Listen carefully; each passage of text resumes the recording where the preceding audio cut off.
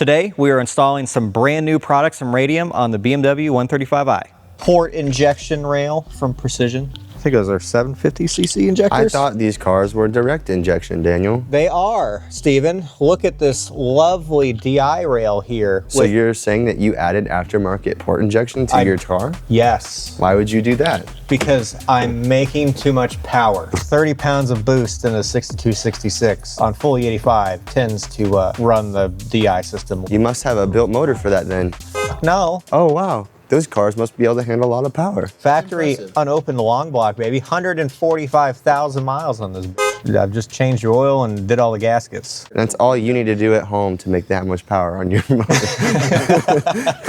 This car gets driven once a month. For context, Daniel wants a Mark V Supra. It would be a sick car. How can you not agree? We already have an overview on this car, don't we? I guess we don't. I guess we can do an overview on it while I'm holding my beautiful regulator. In front of me is my personal shop vehicle. It is a 2010 BMW 135i. M Sport, 6-speed manual, the good one, the one everyone should have had. We're kind of mid-process of attempting to get this new product from Radium. They call it the DFPR, the Dual Pressure Fuel Regulator. This system is intended to regulate both a port injected and a direct injection system. So either if you have, let's say, a Subaru BRZ or an 86 that is dual injection from the factory, so any factory dual injection car, this regulator, if you're doing aftermarket upgrades and need more fuel, this is probably the way I'm going to steer you from now on. They just came out with this recently. Or if you have a direct injected car and you have to add supplemental port injection to it, this would be an option that I think we're more than likely going to run from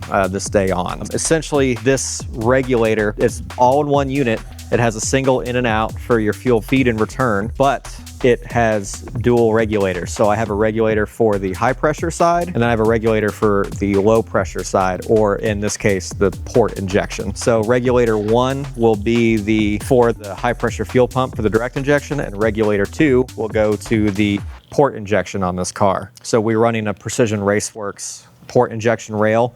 It basically is a little sandwich plate between the cylinder head and the intake manifold. This car is already running dual Wabro 450s. It has a custom top hat in it, and it's running AN line from the factory top hat all the way up to the firewall here. So this should be a pretty relatively straightforward install. I'm gonna have to make a couple AN lines for this to make it work, but I already have all of the prerequisites done to make this as seamless as possible. So that being said, the kit from Precision Raceworks runs PTFE and quick disconnects. So you can see I have my quick disconnect feed adapter in here already, and I rummaged through my AN bin over there to see all my spare AN fittings, and luckily I had everything I needed to do this. So goal of this, and the reason why I want to have dual regulators, is because of 2 reasons. Number 1, I am getting consistently erratic fuel pressure when I'm in boost. And what I mean that is I can watch the fuel pressure curve on my data logs, and we're still making nearly 5 bar of fuel pressure,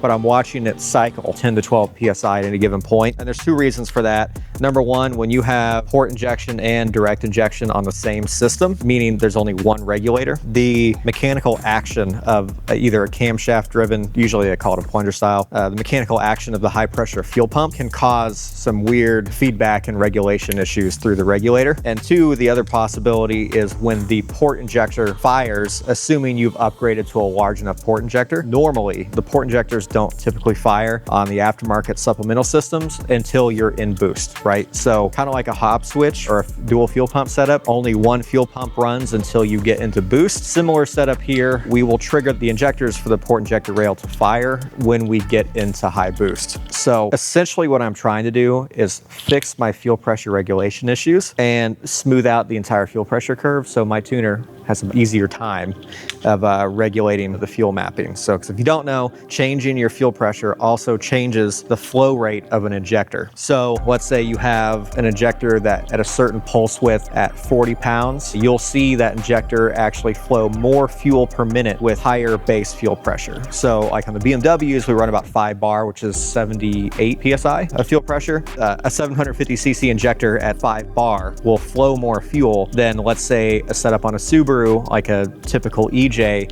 where we have base pressure set at about 42. So we've doubled the fuel pressure, and we also increased the actual flow characteristic of the injector. So that being said, the wild fluctuations we get with the stock setup in or a single regulator can wreak a little havoc in tuning. We can't get it as precise as we want because the dang fuel pressure is changing consistently. So anyways, we are going to retrofit this into here and see how it goes. This is my first time ever using this product, but I figured I would be the one to test it on my own car. So if I don't like it, I don't have to sell it. But if I do, I can actually start recommending it to people. So anyways, we are going to try and get this in, and then hopefully tomorrow I should be able to get you some comparative data logs, because I have data logs going back like 7 years on this car. We're kind of in the mock-up stage right now. The only bracket Radium gives me is this triangular piece, which is fine, but BMW engine bays are notoriously cramped, and with it being single turbo, everything done to it already, I'm already at a premium for space to begin with. I think the best thing that we found was there is a bracket here that holds one of the charge ports for the AC, and I'm going to retrofit this, and it's probably going to sit, unfortunately, it's going to have to sit upside down and sit there. Bad news is I have to reach underneath to twist the regulator adjustment knobs, but in theory, once we have it set, I'll never have to touch these again. The only other cool thing about the Radium kits is these do not require any special tools to adjust fuel pressure. If I want to go up and down, I can just click it and turn it up, and again the opposite way for down, and then I can do that for the second one as well, up and then down. So I don't require a tool to do that, whereas the factory regulator, this is more your standard style, you have a lock nut and then a hex key, where you have to get the hex key in it, loosen the lock nut, and then twist it, and then retighten the lock nut. Where on this one, I just twist the damn thing. I need no tools required to adjust fuel pressure. If you're on a dyno and you just want to, you can do that. Oh, and they are vacuum referenced. So they are vacuum referenced individually. For 1 pound of boost, 1 PSI increase over the base setting. So any boosted application, in theory, you can get around it, but any boosted application should really have a 1-to-1 regulator. So for 1 PSI boost, increases 1 PSI fuel pressure. I was hoping when I took this bracket off that this would just, you know, dude, it was so close. I was like, holy shit, no way. We're probably gonna set it like that. The other option I thought of that I originally wanted to do was mounting it to the strut bar, right? Because this goes underneath all the plastics and I can just reach in and twist it. The problem is that if I stick it here, number one, it's kind of, but number two, my feed lines I already have are just barely too short. So I'm probably gonna mount it here like so. I'll be honest with you, I'm being lazy. The only reason why I can't mount it here is because I don't want to spend another $200 in PTFE fuel line and to do this. So I'm just going to adapt what I have already purchased. Otherwise it would be probably mounted here and then more easily adjustable, but this will be okay. Oh, and by the way, it doesn't matter which way you turn this. You can turn it any way you want. There is no right side is up on this. So I could have it mounted like this, which that'd be cool if I could just have it like, but no bueno. Or if I had it on the strut tower, but then we run into hood clearance issues. Maybe if I didn't have the relocated coolant tank, it could go here, but alas. I was saying just make the hole bigger. That's probably what I was gonna do. It's like 1/4 inch off. I just drill a new hole, which is fine, I can do that. But I wanna get everything mocked up first before I permanently drill into the bracket. So anyways, we do have our feed here. So I need to reroute it a little bit, but we're gonna use the quick connect feed from the Precision Raceworks kit. So that's already done. Now the routing. So you have a feed and a return. So the return line, which I have already cut here, had a quick connect style fitting on it. I've never done PTFE A-in-line before. I've always done push lock, but ironically, I already had in my box of fittings a PTFE fuel line. So essentially, I just cut this one off because I can't use it. This was going into an adapter piece that kind of wide off. So the way that most systems run now, you have your feed line, and then there's a Y adapter that will feed the port injection rail and then feed the DI rail. And this setup, we're getting rid of that crap. We're getting rid of the Y because we're gonna have 2 separate ones. So there's a single feed and return line, but integrated dual regulators. So now I just need to convert this from the kind of weird integrated Y piece that they had to run for the factory setup to just a straight -6 PTFE style crimp AN fitting. So these are a bit different. They have a little collar in there, and on the PTFE, you see it's that plastic on the inside. PTFE is just a type of plastic, right? And then you have your little collar here. The collar goes on the plastic like so. This will feed on the other side of it, and then this will join together. So imagine the collar in between there, and you just lock them together scrunch them down, and this collar will be crushed, and then you have a complete AN fitting, right? The nice thing about these is these are reusable. So the only thing you need to do if you ever want to shorten the length of a line or something is buy a new replacement collar. We get all our fittings from Red Horse. They are my favorite, most cost-effective option to date. You get a really good blend of quality, and also they're not as expensive as some of the most, they're like mid to high range, middle high as far as AN line fittings go, and I've never had one fail on me. There's other options like Aeromotive. There's some other cool ones, but these, for the price, I'm pretty happy with them. And I have my whole set of Red Horse aluminum wrenches so I don't mar up my nice fittings. I need to figure out routing. I'm no stranger to AN line. I actually prefer doing it as long as it's not the braided steel external stuff. Fuck that. We're at a point where now I need to figure out my routing for the feed to the rail and then the feed to the DI system. So we have our high pressure fuel pump on the N54s down here, and then I know it's buried. This car has dual fuel pressure sensors. It has a low pressure side right before it goes to high pressure fuel rail, and has a high pressure side on the high pressure system. Keeping that in mind, it has a hard line that goes from the DI pump, the high pressure fuel pump here, to the back, where this is where it would regularly connect to the stock feed line that bolts to the firewall. What I did is I've had in my box of goodies is a quick connect to -6 fitting. Check this out, bro. There's no drama. Just feed it on. Done. That is sealed. And then it takes a -6 line. So I have a bunch of reused or old like PTFE lines from various IAG kits and various Radium auto kits. So I was looking to see if I had one pre-made that was approximately the length I wanted so I could save myself time. This was the closest I found, but the problem is it has 290s on it. Anyways, I can show you for demonstration purposes till I make my own damn line. All I need to do is attach this -6 feed to that connector right there. So I would twist that on, right? And then I would feed it to one of the ports on the fuel pressure regulator. Now you can see there's a problem. It's too long, number one, and number two, they're both 90s. So I really need straight, which I have. There's probably $300 or $400 in fittings in this drawer. All mix of ORB and reducers and adapters, quick connects. But I was looking for a fitting that would work, and I don't have one, so I'm gonna have to make my own, but that's okay because I have AN line that's meant for compression, and I also have some push lock. So here's a good example of a compression line. This one actually might be perfect. You have a collar here. I think I pulled them all out. Hang on. I don't know what I did with them. Hang on. Oh, they're right here. So this runs a compression line. This is my second favorite to use. Essentially, you just make a clean cut, which that one is not clean. I'll have to redo this. But you have a locking collar here. You feed this locking collar onto the hose, and then it helps to have a vise. You really kind of need a vise to do this. But once you get that locked in, you'll take this piece and you'll thread it on, and it will insert itself into the hose while also crimping down on this. And you'll have a really nice compression fitting. So I'm probably gonna use compression for most of this, just because that's typically what I have the most of. Let's see, is this gonna be long enough, bud? I do want a 90 there. Why fight with it down there when I can just take the fitting out? I wish it wasn't red and black though, but you know what? It's free. And then I'll just have it route. Ow! Also they do have sharp ends on them, so watch out. So this is the feed, this one is the return, and then we have our dual outs. The bottom one here, I know you can't see it, just believe me, that's for the DI, and this one is the port. So in theory, it would sit something like that. So this line would actually work. I do want to show you one other style of fitting that's really convenient to use, and that is a push lock style AN fitting. A push lock is basically you have a push lock rated hose. This is actually a Radium kit from a Subaru we just did, and you have your push lock hose in. Lubricate here with some WD, lubricate here, and literally all you have to do is just jam that mother trucker on there. Done. You have a push lock fitting, and you can try and pull that off, Zach, but you are not getting that fucking thing off. Like, you are not getting that thing off. So that took me, what, 5 seconds to do that? Your results may vary. I've been doing this a while. But essentially, push lock is probably the easiest and quickest way to make a fitting. Now, in extreme motorsport application, I would tell you not typically tell you to use this. You're better off with either a PTFE style hose or a proper compression, which I showed you already. But for general stuff, these are awesome. Like the Subaru we just did, we ran all compression, but Radium's dual hanger kits and line kits all run the push lock style. I've yet to see one of these fail. I've seen a few of the PTFE crimps fail or installed incorrectly, but these are actually rock solid. Here, Steve, I'm trying to pull this. You ready? Yeah, it's not happening. Have you seen this yet? Oh, yeah.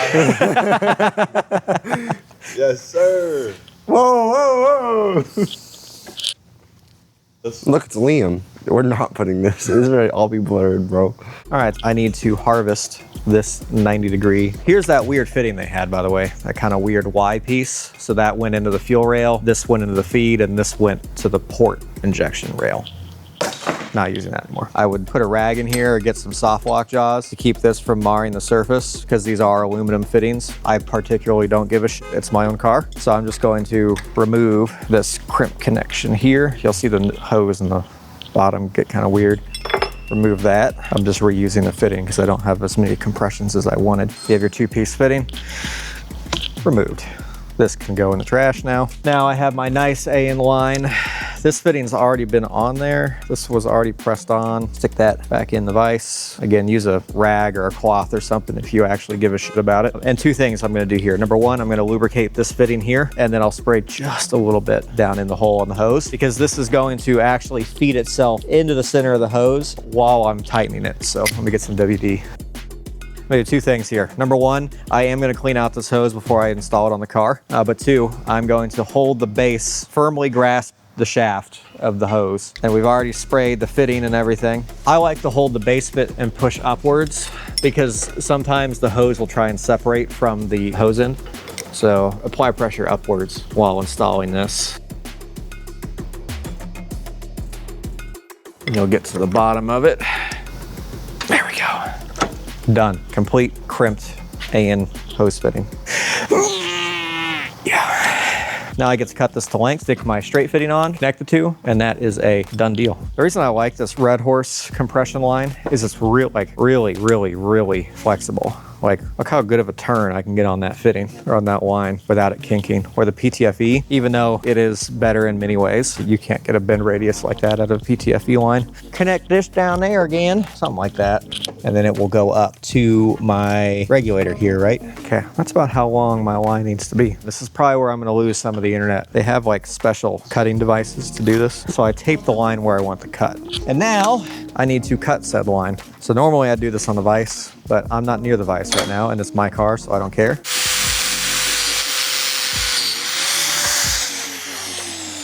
Y'all can hate me all you want.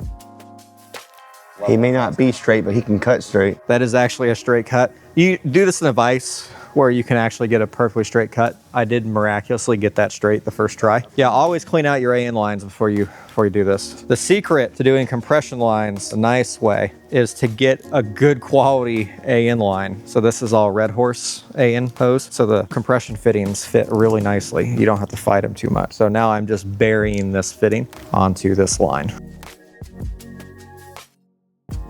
Okay, this is now buried in the fitting here. Get my AN line. Same thing as before, I've buried the collar into the hose. I'm gonna put a little bit of upward force on it, and I'm feeding this line into this hose, feeding it into these hoses, bro. So I felt on that one, it was fighting me a little too much, so I backed it out and re-lubricated it. Now it feels great. Fitting complete. I'm sure there's better ways to flush out this line, but this works for me. Now, quick connect the connector, done. Run to regulator. Not the greatest thing in the world, but if it gets us up and running today, that's a win. All right, so we've gotten the Radium dual fuel pressure regulator installed on the car, and I have some data logs before and after. The nice thing about owning this car for as long as I have is that I have data logs for the past 5 years of this car, just from random tuning revisions and modifications. So I get to give you a direct apples to apples comparison of before the regulator install and afterwards. So now keep in mind, this car was already full fuel system, so dual 450s in the tank. It has the Precision Raceworks filter regulator combo, and then it has a return style. So it has a -8 or a -6 feed, and then a -6 return. So this is a true return style fuel system now with dual injection, so port and direct injection. So one of the big things that we were having problems with on this car was fuel pressure regulation. There's a bit more nuance to it, but essentially if you have a system like in this case before, where one fuel pressure regulator is attempting to regulate fuel pressure for both the direct injection system system and the port injection system, you get some weird behavior where we can see some spikes and dips in the fuel pressure because of the high pressure fuel pump acting up or working, and then also when the port injection rail comes online. So keep in mind, port injection isn't active on these Duel systems, at least in this configuration, until we're in boost, right? Because that's when we need the extra fuel, where we basically outflow what the DI can provide. So port is only active when we command it to be on, which in this case, I think tuning wise, it's based off of a load range. But for instance, the second pump kicks on around 10 PSI. So the second fuel pump kicks on at 10 PSI, then the port injection kicks on, and then, you know, we're jamming at 30 pounds of boost in this N54. Anyways, long story short, I have data and I am a numbers guy because I am tired of people claiming that parts and modifications make a difference and then don't give me the data to prove it. So I have data for you on this. So shout out Radium, because I'm giving you some free publicity on this because it actually does work. Anyways, okay, so we have our first data log. Now this is the system with a standard single input regulator. So this regulator is controlling both the DI and the port injection together. This is a third gear pull. You're gonna notice we're on data zap here. I only have 3 options selected. I have fuel pressure, PSI, gear, and then of course RPM. So we're in a third gear pull. You can see I did spin a little bit here. This teal line here is my fuel low pressure PSI. On this regulator here, this is supposed to be what we call a quote 1-to-1. So per pound of boost, we should see a 1 PSI increase in fuel pressure, right? So I want you to see here, we notice, okay, we're coming into RPM 33, 34, 35. Okay, so like let's add boost onto here really quick. Let's see if it messes with it. So we're hitting 28 pounds in this, 28 pounds. So we can see we come into boost, and you notice here we start rising. Okay, 16 pounds of boost. We see a spike, it's going up. Okay, so we have tapered out on boost, right? We're hitting 27.5, 28 pounds. And you notice, you can see my fuel pressure dropping and being super erratic. So we hit 80 PSI here, but then you notice the dip, and then you go back up to 83, and then another dip to 66. So this is not what we want to see when it comes to fuel pressure. Now the problem with that is because we're running both DI and port, you know, that those two systems can have some weird interactions with each other. So the other problem is fuel pump duty cycle. This does have an aftermarket EKP in it, but essentially I was trying to clean up this section here, right? This really erratic fuel pressure curve. This was before the Radium dual port fuel injection, and here's after our Radium dual port fuel injection. So if I zoom back out on this here, you have your third gear here, and you can see our fuel pressure being all crazy. And then here is another log in third gear, and you notice it is still a little choppy up top, but it is not near as dramatic as that was. So, and our minimum here at 6,600 RPM is 85 pounds of fuel pressure versus around 6,600 RPM. I mean, we're sitting at, in this log, 66. So we've gained what? More than 10 PSI fuel pressure, right? And you notice the scalar is not exactly identical, but you notice how much less movement we have there, up and down. Now, to be fair, I would like to move this this pressure sensor a bit farther away from the rail into the regulator itself, because these are tapped into the rails. But we can see a dramatic difference between the fuel pressure consistency between the older style, like single regulator, and then of course the Radium dual port. So the Radium dual port, we have one regulator controlling the DI and another regulator controlling the port. So we still have a dramatic increase. And even at the lowest here, 85.4 PSI of fuel pressure, that's over 5 bar. That's more than enough fuel pressure for what we're doing. So, and this is 2 Walbro 450s with a hop switch. So we have enough fuel flow here to realistically support on the 85, you know, close to 800 wheel horsepower, if not more. This is looking much better. Now, the only other thing that I could do to fix this, to clean this up more, is number one, move the fuel pressure sensors to the regulator instead of on the rails themselves, and then also just hardwiring fuel pump to give 100% duty cycle the entire time, and we could see this graph clean up a lot. But this basically did solve my fuel pressure regulation issues, and for basically a $300 regulator and some AN fittings and a little bit of time, like, that is a dramatic difference. Shout out Radium for making this kit, because it really did make a difference. Insert before and after photo while he makes all the noise in the shop. I'm doing my job you said to do. Okay. I'll wait, please. Okay. Anyways, So a couple things have changed. Silly me, when I mounted the regulator, I still had upgraded stock style blow-off valves in this car. I already had a tile blow-off valve for this car because I knew I'd do this mod in the future at some point, but I had to go to a tile style charge pipe for it. So you notice the blow-off valve has changed. So I got this beautiful black tile blow-off valve and charge pipe, but this is how we basically finally set the DFPR or no, DFPR. There's no DP in that. DFPR. Gotta get that right. Anyways, these are two gauges that I just happen to have spares. I will replace one and get a matching set at some point, but whatever, who cares? Basically, both regulators are vacuum referenced. They tie into the intake manifold, and then we have our feed and return, and then we have one regulator to adjust both the fuel pressure for the DI system and then also the port rail here. So what's nice about this is if I want to go in and make a change, I think I've talked about before, but normally you have to use a wrench and an Allen key to adjust it. On these, I can just literally just come in and give it a twist. It's a toolless fuel pressure adjustment. And it looks pretty clean. For a complete AN fuel system front to back, I'm really happy with that placement, and it's not too intrusive. Anyways, that's the final product on this. It did make a difference. Stable fuel pressure. Your tuner will thank you. I'll be honest with you, I'm done with the car.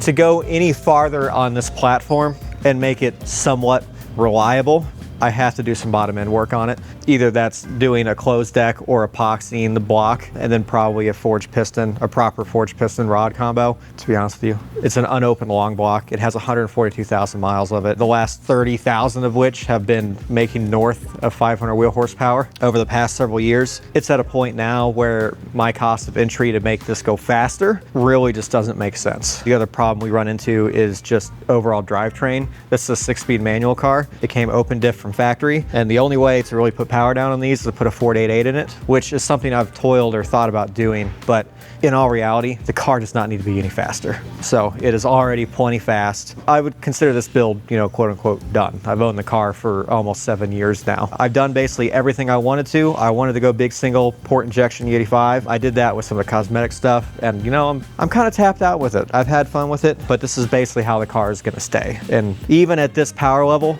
I'll probably keep it on map 2 or map 1 for the most part, because even at 30 pounds of boost on map 3, the fast tune, we could probably up the boost a bit more, just a little bit, but we run into a very real reality that we might damage a cylinder sleeve or crack a cylinder sleeve or bend a rod. So we're gonna leave it, you know, pretty happy around 25 to 27 PSI, I think, and that will be where it sits for at least the length of time I own it. That's a wrap on this one.